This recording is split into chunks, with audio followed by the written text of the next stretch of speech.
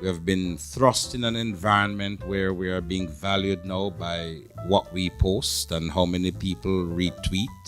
And then we are being challenged as well as humans. And we have to ask ourselves critical questions. Are all of these developments, trajectories, inevitable? Walking into this session today, I expected us to be talking about how we could expect technology to shape our future.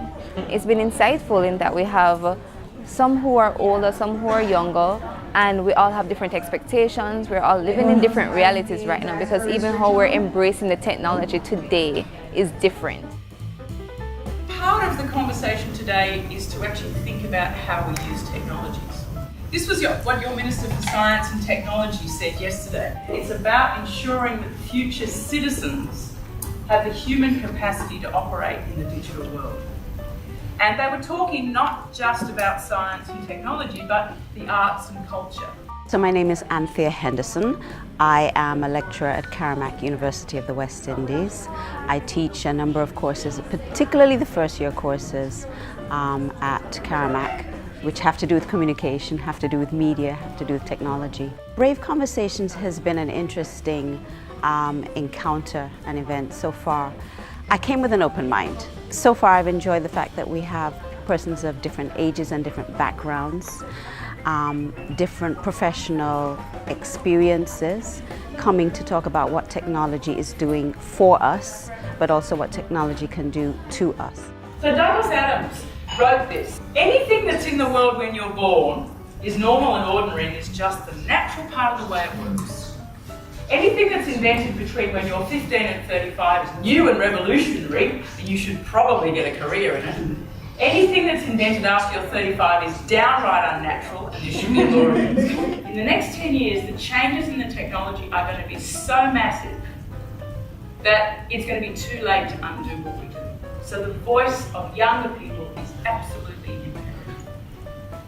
The other thing around it is not just the demographic change, but the fact that these decisions are being made by people who actually have an older mindset. I really appreciated the fact that we spoke about balance within the context of our community, our family, work, and how that connects to the technology that we use and how we use it.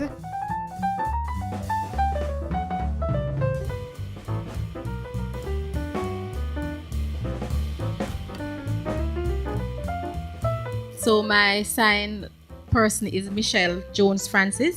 Michelle is from St. Anne. She came into Kingston for the past 10 years.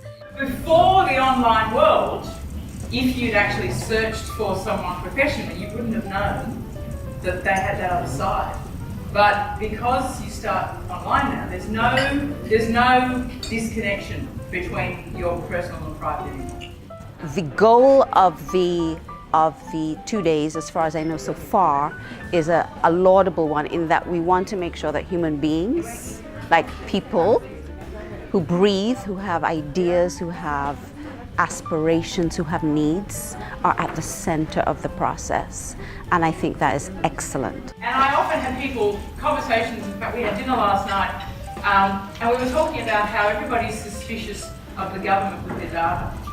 The government's got so many legal restrictions about what it can and can't do that actually their hands are quite tied. And yet we're throwing out our lives to these large companies without any thought about how much information we're getting away. Two things. Firstly, for our parents, when I was your age, son, everything was exactly the same. Well, that's just not the case anymore. But it's actually around accelerated growth. And it's this acceleration really challenging all of our systems. Our governments normally are lag. Normally government responds to what citizens want. But everything's changing so quickly that by the time they change the law, everything's moved on. Yeah. Today was a very informative session. I learned a lot. I learned how our technology is affecting our everyday lives. Digital tools are there to make our lives easier, to help us to be more productive and to help us to advance, but they need to help us. They should never take over. So I think we're in the right place, and I think the fact that we're having these kinds of conversations is also excellent. It's the right time for us to be having them. We know we can get robots to replace receptionists. Is that how we want to define, let us say, tourism in Jamaica? So it might take place in other parts of the world. We're not rejecting the technology, but we might say we want to create a particular experience in Jamaica because that's where our value is.